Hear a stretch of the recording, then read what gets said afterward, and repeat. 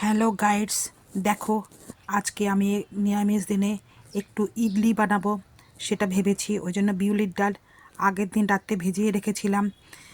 বিউলির ডাল মিক্সিতে গ্রাইন্ড করে নিলাম, একটু সুজি দিয়েছি তার মধ্যে একটু আদা দিয়েছি, একটু কাঁচা লঙ্কা দিয়েছি, জিরা আর ধনিয়া ভেজে গুঁড়ো করে তার মধ্যে একটু দিয়েছি, একটু নুন দিয়েছি, দিয়ে ব্যাটারটা তৈরি, একটু বেকিং পাউডার দিয়ে একটু সামান্য একটু সর্ষের তেল দিয়ে ব্যাটারটা তৈরি করে রেখেছি।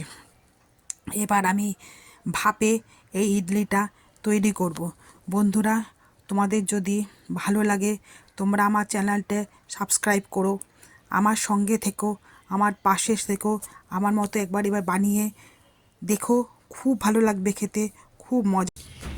হ্যালো গাইডস, দেখো আমার ইডলি বানানো হয়ে গেছে, এইগুলো বানানো হয়েছে, এইগুলো এই সবে নামালাম, এই দেখো এইগুলো এই সবে নামালাম।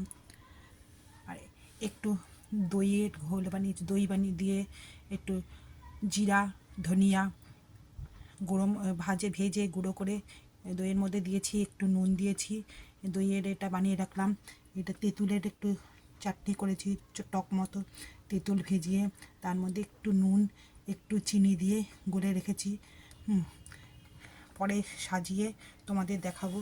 আমার এই রেসিপিটা যদি তোমাদের ভালো লাগে তোমরা একবার বানিয়ে খেও, দেখবে খুব ভালো লাগবে। নিরামিষের দিন তেল ছাড়া খুবই ভালো লাগবে এই রান্নাটা।